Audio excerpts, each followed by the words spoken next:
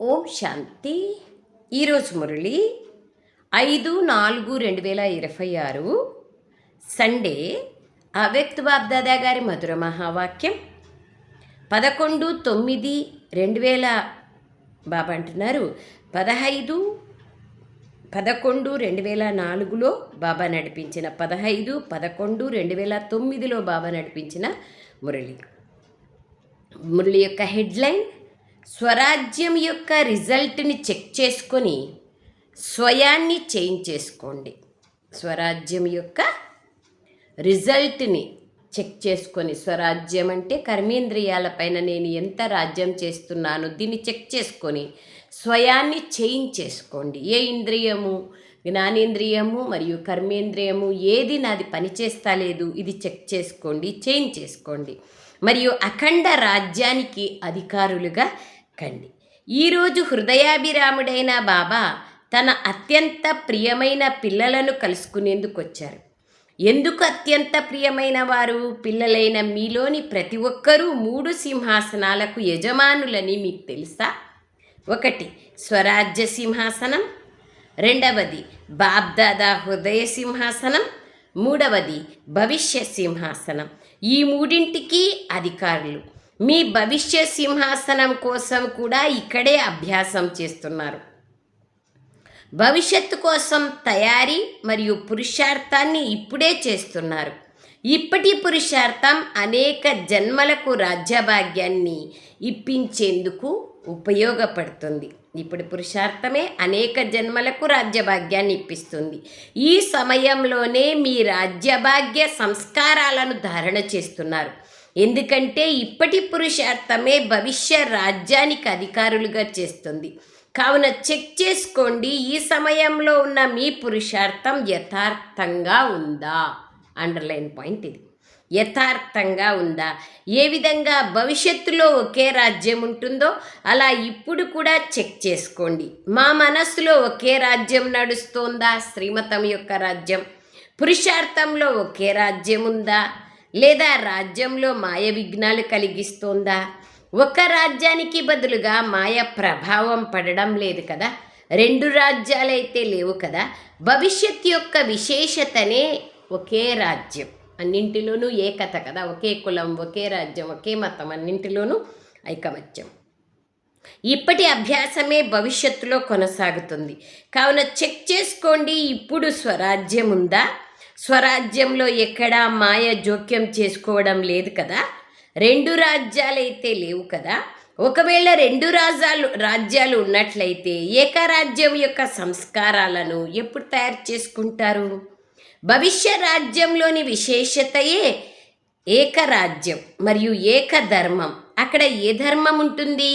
మీ విశేష ధారణ ఏమిటి? సంపూర్ణ పవిత్రత. కావున చెక్ చేసుకోండి, ఒకే ధర్మం ఉందా? మధ్యలో అపవిత్రత అనే 2వ ధర్మం జోక్యం చేసుకోవడం లేదు కదా. దీనితో పాటు ఇది కూడా చెక్ చేసుకోండి, లా అండ్ ఆర్డర్ ఒక్కరిదే ఉంటోందా లేదా మాయ కూడా మధ్యలో జోక్యం చేసుకుంటోందా? ఒకరి రాజ్యమే నిర్విఘ్నంగా జరుగుతోందా? మరొక విషయం ఏమిటంటే ఆ రాజ్యంలో సదా సుఖశాంతులు న్యాచురల్గా ఉంటాయి సత్యుగంలో. మరి ఇప్పుడు చూసుకోండి, మీ రాజ్యంలో సదా సుఖశాంతులు ఉన్నాయా? ఎవరూ మధ్యలో జోక్యం చేసుకోవడం లేదు కదా. స్వరాజ్యంలో మాయ జోక్యం చేసుకొని అశాంతిని వ్యాపింప చేయడం లేదు కదా. అశాంతి ఉంది కదా. తో బాబా అంటున్నారు అశాంతి అయితే వ్యాపింప చేయడం లేదు కదా అని పరిశీలన చేసుకోండి అని బాబా చెప్తున్నారు. మాయతో బాబా అంటున్నారు స్వరాజ్యంలో ఏదో ఒక సౌకర్యం లేదా ప్రశంస, ఏదో ఒక సౌకర్యం లేదా ప్రశంస యొక్క ప్రభావాన్ని అయితే మాయ తీసుకురావడం లేదు కదా. సదా సుఖము, శాంతి, ఆనందం, ప్రేమ, అతీంద్రియ సుఖం స్థిరంగా ఉంటున్నాయా? రాజ్యంలో సర్వప్రాప్తులు సంపన్నంగా ఉంటాయి అని మీకు తెలుసు సత్యుగంలో. వాటి కారణంగా సంతుష్టత కూడా ఉంటుంది. మరి ఇప్పుడు కూడా స్వరాజ్యం సంపన్నంగా ఉంటుందా లేదా ఏదైనా లోటుందా? స్వరాజ్యం సంపన్నంగా ఉందా లేదా లోటుందా? పరిశీలన చేసుకోవాలి. ఇవన్నీ విషయాలు ఏకాంతంగా కూర్చొని స్వయంకి స్వయం పరిశీలన చేసుకుంటేనే అవగతమవుతాయి. ఎందుకంటే ఇప్పటి పురుషార్థంలో ఒకవేళ లోపం ఉంటే ఇక భవిష్య అఖండ రాజ్యానికి అధికారులుగా ఎలా అవ్వగలరు? ఆధారమంతా ఇప్పటి పురుషార్థంపైనే ఉంది. ఇప్పుడు ఏ లోపమున్నా భవిష్యత్తులో సంపూర్ణ రాజ్యానికి అధికారులుగా కాలేరు. బహుకాలం యొక్క ఈ స్వరాజ్య అభ్యాసం భవిష్య రాజ్యానికి అధికారులుగా చేస్తుంది. అండర్లైన్. బహుకాలం యొక్క ఈ స్వరాజ్య అభ్యాసం రాజ్యానికి అధికారులుగా చేస్తుంది. కావున మీ చెకింగ్ సదా ఉండాలి. ఎందుకంటే ఇప్పుడు ఒకవేళ బహుకాలం పురుషార్థం లేకుంటే ప్రాలబ్ధం కూడా తక్కువ లభిస్తుంది. అందుకే బాప్దాదా ఎప్పటికప్పుడు ఈ అటెన్షన్ ఇప్పిస్తున్నారు. ఏమంటే దీనికోసం ఇప్పుడు స్వయాన్ని సంపన్నంగా మరియు సంపూర్ణంగా తయారు చేసుకోండి. ఒకవేళ ఇప్పుడు మధ్య మధ్యలో పురుషార్థం నడుస్తుందిలే అని అన్నట్లయితే ఆ పురుషార్థం మధ్యలో అయితే అనేది రావడం లేదు కదా. ఇది ఇట్లయింది, అది అట్లయింది, ఇది ఇట్లా అయింటే ఇది ఇట్లా కాకుంటే ఇట్లాంటివి లేవు కదా. ఇదైతే చేస్తాంలే. ఈ సంస్కారం 21 జన్మల అవినాశి అఖండ రాజ్యానికి అధికారిగా కానివ్వదు. బాప్దాదా సదా కోసం అటెన్షన్ ఇప్పిస్తున్నారు. చెక్ చేసుకోండి. ఒకవేళ ఏ విఘ్నం వచ్చినా కానీ, తుఫాన్ వచ్చినా కానీ ఆ తుఫాన్ని తోఫాగా కానుకగా అనుభవం అవుతోందా? ఆ తుఫాన్ కాదు, కానుకగా అయిపోవాలి. ఏ విధమైన మాయ దాడి జరిగినా మాయ అక్కడ దాన్ని దాడిలాగా అనుభవం చేయిస్తుంది. ఆ అనుభవం కూడా మనకు ఎలా అవ్వాలంటే బాబా అంటున్నారు, మెట్లలాగా ముందుకు తీసుకెళ్ళడానికి మార్గంగా అనుభవం కావాలి. మాయ ఏ రూపంలో వచ్చినా ముందుకెళ్ళే సాధనంగా అనుభవం కావాలి. దీనికోసం బాప్దాదా చెప్తున్నారు, సదా మీ చార్టుని మీరే చెక్ చేసుకోండి. ఎంతగా మీ చార్టుని చెక్ చేసుకుంటారో అంతగా చెక్ చేసుకొని చేంజ్ చేసుకోవాలి. ఇంపార్టెంట్ అది. చెక్కింగ్ చేసుకుంటాము కానీ చేంజ్ కావాలి కదా. మరి ప్రతి ఒక్కరూ మీ చార్టుని చెక్ చేసుకుంటున్నారా?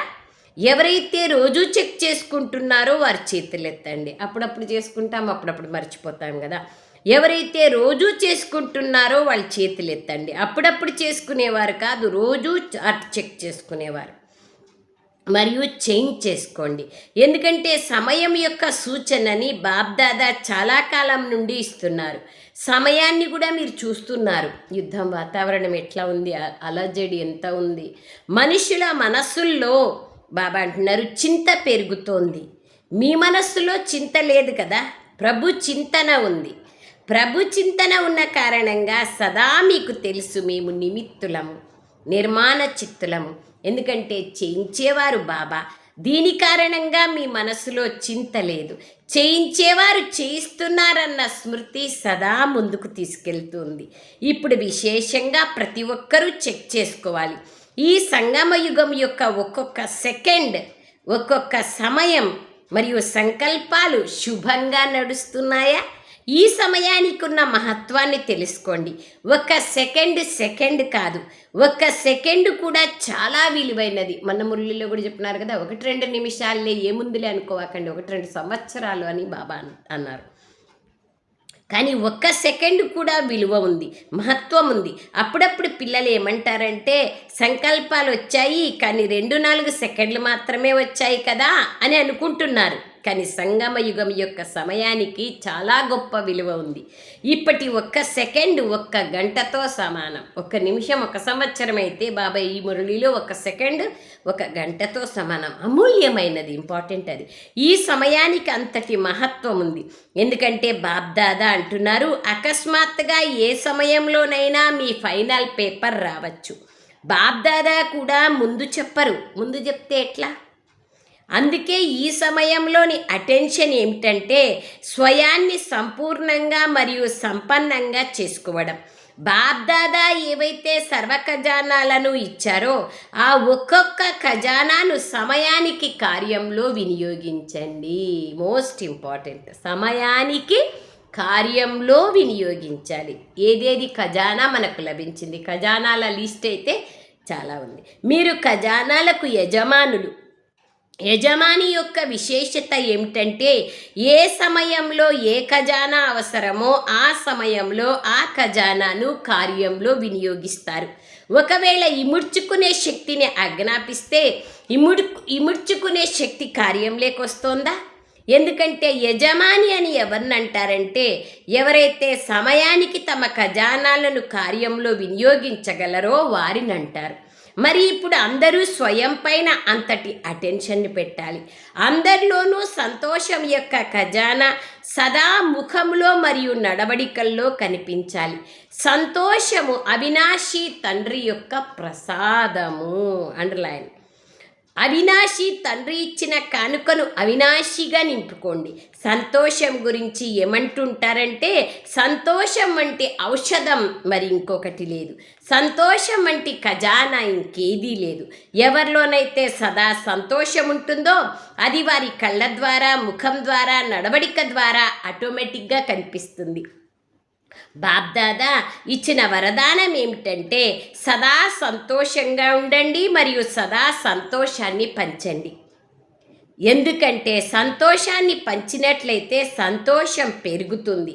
మిగతా ఏ ఖజానాలను పంచినా అవి తరిగిపోతాయి, స్థూలమైనవి. కానీ సంతోషం యొక్క ఖజానా ఎంతగా పంచుతారో అంతగా అది పెరుగుతుంది. కావున చెక్ చేసుకోండి, సంతోషం యొక్క ఖజానా స్థిరంగా ఉందా? ఇప్పుడు పిల్లలందరికీ, భారతదేశం వారు కావచ్చు, విదేశాల వాళ్ళు కావచ్చు, పిల్లలందరికీ బాప్దాదా ఒక విషయంలో విశేష అభినందనలు ఇస్తున్నారు. అది ఏ విషయము? దేశంలో కావచ్చు, విదేశాల్లో కావచ్చు, అందరూ తమ ఉల్లాస ఉత్సాహాలతో ఆత్మలకు బాబా సందేశాన్ని ఇచ్చారు. అందరూ తమ సంతోషంతో ఏదైనా కార్యాన్ని చేశారో ఆ కార్యంలో ప్రోగ్రాం ఒకటి చేశారు, ప్రతి చోట ఒక ప్రోగ్రాంనే చేశారు, కానీ దానికి ఫలం 1000 రెట్లు పొందారు. బాప్దాదాకి ఇదే సంకల్పం ఉంది. అదేమిటంటే ఇప్పటి సమయానుసారంగా ఏవైతే పరిస్థితులు ఉన్నాయో అవి మున్ముందు మరింత నాజోకుగా అవుతూ పోతాయి. అందుకే గ్రామంలోనైనా లేదా ఏ మూలనైనా మా తండ్రి వచ్చారు కానీ మాకు మీరు సందేశం ఇవ్వలేదు అన్న ఫిర్యాదు ఉండిపోకూడదు. అందుకే అందరూ ఏవైతే ఉల్లాస ఉత్సాహాలతో ఈ సేవను చేశారో బాప్దాదా సంతోషిస్తున్నారు. మరియు ఇలాగే పరస్పరంలో కలుసుకొని ఇటువంటి ప్రోగ్రాంలను తయారు చేస్తూ ఉండండి. బాప్దాదా చూశారు ఉల్లాస ఉత్సాహాలను మరియు ధైర్యాన్ని అందరూ తమ తమ శక్తానుసారంగా కార్యంలో వినియోగించారు. కానీ ఇప్పుడైతే అందరూ చాలా బాగా చేశారు. మున్ముందు కోసం కూడా సమయానుసారంగా ఈ లక్ష్యాన్ని పెట్టుకోండి. సమయానికి కరెక్ట్గా బాబా వాళ్ళ మురళి ఎంత బ్యూటిఫుల్గా ఉంది. మధుబన్లో దేశ విదేశాల నుండి దగ్గర 2500 మంది ముఖ్యమైన సేవా కేంద్రాల అన్నయ్యల అక్కయ్యలు సేవా కార్యక్రమాన్ని ముందుకు తీసుకుపోవడానికి, స్వావున్నతి యొక్క బాధ్యతను తీసుకోవడానికి వచ్చారు. ఈ కార్యక్రమంలో బాబా ఈ మురళి నడిపిస్తున్నారు, ఇది నా కోసం నడిపిస్తున్నారు అని ప్రతి ఒక్కరూ మనం కూడా తెలుసుకోవాలి. ఇది మనకు వినియోగించారు. కానీ ఇప్పుడైతే అందరూ చాలా బాగా చేశారు. మున్ముందు కోసం కూడా సమయానుసారంగా ఈ లక్ష్యాన్ని పెట్టుకోండి. ఏ మూల కూడా సందేశం లేకుండా మిగిలిపోకూడదు. ఇందులో స్వపురుషార్థం కూడా చాలా బాగుండాలి, ఇంపార్టెంట్ అది. మరియు ఆత్మల కళ్యాణం కూడా జరుగుతుంది. అందరికీ ఈ ప్రోగ్రాంలు మంచిగా అనిపించాయి కదా? మంచిగా అనిపించాయా? బాప్దాదా పిల్లలందరికీ పదే ఇదే చెప్తున్నారు, ఆత్మల పట్ల దయాహృదయులుగా కండి. పాపం వెతుకుతున్నారు, ఆత్మలకి భగవంతుడు వచ్చినారు, శక్తిని ఇస్తున్నారు అనే సందేశాన్ని ఇచ్చేటువంటి వాళ్ళు మనం కదా. ప్రతి ఒక్కరూ మనల్ని మనం ఆ విధంగా అనుభవం చేస్తూ వాళ్ళకి ఎవరికి ఎంత వీలైతే ఎలా వీలైతే అంత మనసా సేవను పెంచుకునేటువంటి విధానాన్ని, అభ్యాసాన్ని, సమయాన్ని నిర్ణయించుకోవాలి, నిశ్చితం చేసుకోవాలి. ఇదే చెప్తున్నారు, ఆత్మల పట్ల దయాహృదయులుగా కండి. ఈ రోజుల్లో దుఃఖం అశాంతి కారణంగా అందరూ దయ చూపించండి, కృప చూపించండి అని మనస్సు లోపల నుండి అడుగుతున్నారు. మరి బాబాకు సహచరులైన పిల్లలు మీరే కదా. బాబా పిల్లల నుండి ఇప్పుడు ప్రతి బిడ్డ నుండి దయాహృదయపు పాత్రని చూడాలనుకుంటున్నారు. ఈ దుఃఖమయ ప్రపంచం మారి సుఖమయ ప్రపంచం రావాలనేది మీ అందరి ఉత్సాహం. మరి సుఖమయ ప్రపంచం రావడానికి, దుఃఖాశాంతులు వినాశం అవ్వడానికి పరిస్థితులు మారుతున్నాయి. కావున ఈరోజు బాబా ఇస్తున్న ఈ సందేశాన్ని గుర్తుంచుకోండి. ఇప్పుడు మనసా వాచ ముఖము నడవడికలో సేవ వేగాన్ని పెంచండి. ఆ సేవ కాదు, స్థూలమైన సేవ ఎవరైనా చేస్తారు, అది జరగాల్సిందే జరుగుతుంది. మనము సకాష్నిచ్చే సేవ, మనసా సేవ, చెహరా और చలన్ సే, ముఖం ద్వారా నడవడికల ద్వారా బాబా సమానంగా ఈ బాబా యొక్క జ్వాలాముఖి తపస్యం చేసి స్థితిని తయారు చేసుకోవాలా. ఇది ఎవరికి వాళ్ళు ప్లాన్ చేసుకోవాలా. సేవ వేగాన్ని పెంచుతూ వెళ్ళండి, మీ రాజ్యాన్ని సమీపంగా తీసుకురండి. అచ్చా, ఈసారి బాబ్దాదాను కలవడానికి మొదటిసారిగా ఎవరైతే వచ్చారో వారి చేతులెత్తండి. అచ్చా, చాలామంది ఉన్నారు, అందరూ లేయండి. అభినందనలు. ఎంతైనా సమాప్తికి ముందే చేరుకున్నారు, కొత్త జన్మ తీసుకున్నారు. దీనికోసం ఇప్పుడు వచ్చిన పిల్లలకు అందరికీ బాబ్దాదా నలువైపులా ఉన్న పిల్లలకు అభినందనలు ఇస్తున్నారు. బ్రాహ్మణ పరివారాన్ని చూస్తే సంతోషమవుతుంది కదా. కానీ ఎవరైతే ఇప్పుడు వచ్చారో వారికి బాబ్దాదా ఇదే చెప్తున్నారు. ఇప్పుడు చాలా సమయం గడిచిపోయింది, చాలా కొద్ది సమయమే మిగిలింది. అందుకే పురుషార్థం తీవ్రం చేసుకోండి. తీవ్ర పురుషార్థులు ముందుకెళ్తారు. నడవద్దండి, ఎగరండి. ఎగిరే కళ యొక్క పురుషార్థాన్ని చేస్తే ఆలస్యంగా వచ్చినా సరే బాబా ఇచ్చే వారసత్వం పైన తమ పూర్తి హక్కును తీసుకోవచ్చు. ప్రతి సెకండు సంతోషంగా ఉండండి, అందరికీ సందేశాన్ని ఇవ్వండి. అచ్చా, ఈరోజు బాబ్దాదా స్వరాజ్య అధికారిగా అయ్యి స్వరాజ్యం యొక్క రిజల్ట్ని చెక్ చేస్తున్నారు అని ఏదైతే చెప్పారో దాన్ని చెక్ చేసుకొని ఎటువంటి లోపాన్నైనా బహుకాలం నుండి చేంజ్ చేసుకోండి. అన్ని ఇంద్రియాలు నా మాట వింటున్నాయా లేదా, అయిపోయిన తర్వాత పశ్చాత్తాపడతానమ్మా అనేది ఆలోచించుకోవాలి. ఎందుకంటే బహుకాలం అఖండ రాజ్యం ఉండాలంటే దానికి బహుకాలం పురుషార్థం అవసరం. వారు బహుకాలపు ప్రాలబ్ధానికి స్వతహాగానే అధికారులుగా అవుతారు. అందుకే అండర్లైన్ చేసుకోండి, బహుకాలం పురుషార్థం ఉండాలి. చెకింగ్ చేసుకోండి మరియు చేంజ్ చేసుకోండి. అచ్చా, నలువైపులా ఉన్న బాబ్దాదా హృదయ సింహాసన అధికారులైన పిల్లలు ప్రతి ఒక్కరికి బాబ్దాదా ప్రతిరోజు అమృతవేళ విశేషంగా శక్తిని పంచుతారు. అండర్లైన్ ప్లీజ్, లెక్కలేనన్ని సార్లు అండర్లైన్ చేయండి. తర్వాత ఆ యొక్క ప్రతిరోజు బాబా యొక్క ఆశీర్వాద హస్తం, వరదాని హస్తం నా తలపైన ఉంది. బాబా అమర భవ, అవినాశీ భవ, పదమాపదం భాగ్యశాలి భవ, విజయీ భవ అనే వరదానాన్ని నాకు ఇస్తున్నారు అని సదా గుర్తుపెట్టుకోండి. అమృతవేళ విశేషంగా శక్తిని పంచుతారు. అమృతవేళలో విశేషంగా వరదానాలను, శక్తులను పంచుతారు. ఎవరైతే అమృతవేళలోని శక్తిని, విశేష వరదానాలను స్వీకరిస్తారో వారు విశేషంగా తీవ్ర పురుషార్థులు అవుతారు. Underline please. అమృతవేళకు మహత్వాన్ని ఇవ్వడం అంటే బాబ్దాదా హృదయ సింహాసన అధికారులుగా సదా ఉండడం. కొంతమంది పిల్లలకు అటెన్షన్ ఉంది మరియు బాబ్దాదా వారికి రోజు వాహ పిల్లలు వాహ్ అనే సర్టిఫికెట్ ఇస్తున్నారు. నలువైపులా ఉన్న పురుషార్థి పిల్లలకు సదా బాబ్దాదాను తమ సహచరునిగా చేసుకొని కంబైన్డ్గా ఉండే అభ్యాసం ఉన్న పిల్లలకు బాబ్దాదా విశేషంగా వరదానం ఇస్తున్నారు. సదా ఎగురుతూ ఉండండి, ఇతరులకు కూడా ఎగిరే సహయోగాన్ని అందిస్తూ ఎగిరేలా చేస్తూ ఉండండి. అందరూ విజయులే మరియు విజయానికి ఫలంగా అన్ని వేళలా బాబ్దాదా నుండి ఆశీర్వాదాలు ప్రాప్తిస్తాయి. అమరులుగా ఈ అందరికీ అమృతాన్ని తాగిస్తూ ఉండండి. నలువైపున ఉన్న పిల్లలు బాబ్దాదా ఎదురుగా ఉన్నారు. ప్రతి బిడ్డ బాబ్దాదాకు మనస్సులో ప్రేమ ఉంది. ఎందుకంటే ప్రతి బిడ్డలో ఏదో ఒక విశేషత ఉంది. ఇప్పుడు సర్వ విశేషతలతో స్వయాన్ని విశేషాత్మగా చేసుకొని ముందుకెళ్ళండి. ఎంత బ్యూటిఫుల్గా చెప్తారు ఒక్కొక్క శబ్దం బాబా. బాబ్దాదా తరఫున ప్రతి బిడ్డ పర్సనల్గా 14 రెట్లు ప్రియస్మృతులు స్వీకరించండి. అచ్చా, ఇప్పుడు ఇక కలుస్తూనే ఉంటాం. अच्छा, नमस्ते। हम रूहानी बच्चों की रूहानी माता पिता बाप दादा को याद प्यार गुड मॉर्निंग और नमस्ते नमस्ते नमस्ते బాబా నమస్తే. థ్యాంక్ యూ బాబా. బాబా దాదీలతో కూడా కలిసినారు. దాదీలతో కలిసిండేది మళ్ళీ మీరు చదవండి. పెద్దక్కయ్యలతో దాదీలతో కలిసినారు. యూపీ సేవాదారులతో బాబా కలిసినారు. అనేక విషయాలు బాబా ప్రతిరోజు చెప్తారు కదా. అచ్చా, వరదానం. ఈరోజు వరదానం: సంఘటనలో సహయోగ శక్తి ద్వారా విజయులుగా అయ్యే సర్వుల శుభచింతకులుగా కండి.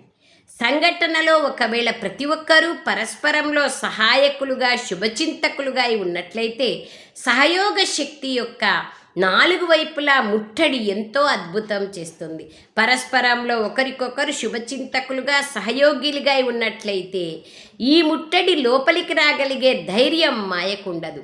ఈ యొక్క కొట్టగూడ నుంచి లోపలికి వచ్చే ధైర్యం.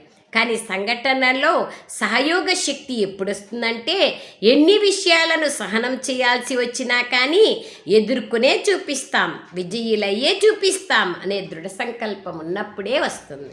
స్లోగన్: ఏ కోరికైనా సరే మంచిగా అవ్వనివ్వదు, అందుకే కోరిక అంటే ఏమిటో తెలియని వారిగా కండి. అవ్యక్త ప్రేరణ: మహానులుగా అయ్యేందుకు మధురత మరియు నమ్రత గుణాలను ధారణ చెయ్యండి. ఏ విధంగా తీపి పదార్థాన్ని తిన్నప్పుడు మరియు తినిపించినప్పుడు కొద్ది సమయం కోసం నోరు తీపవుతుందో సంతోషపడిపోతారో, అదేవిధంగా స్వయమే మధురంగా అయిపోతే ఇక సదా నోటిలో మధురమైన మాటలే ఉంటాయి. ఇటువంటి మధురమైన మాటలు స్వయాన్ని కూడా సంతోషపరుస్తాయి, ఇతరులని కూడా సంతోషపరుస్తాయి. ఈ విధితో సదా సరువుల నోటిని మధురంగా చేస్తూ ఉండండి. సదా మధురమైన దృష్టి, మధురమైన మాటలు, మధురమైన కర్మలే ఉండాలి. Thank you Baba. Thank you very much Baba.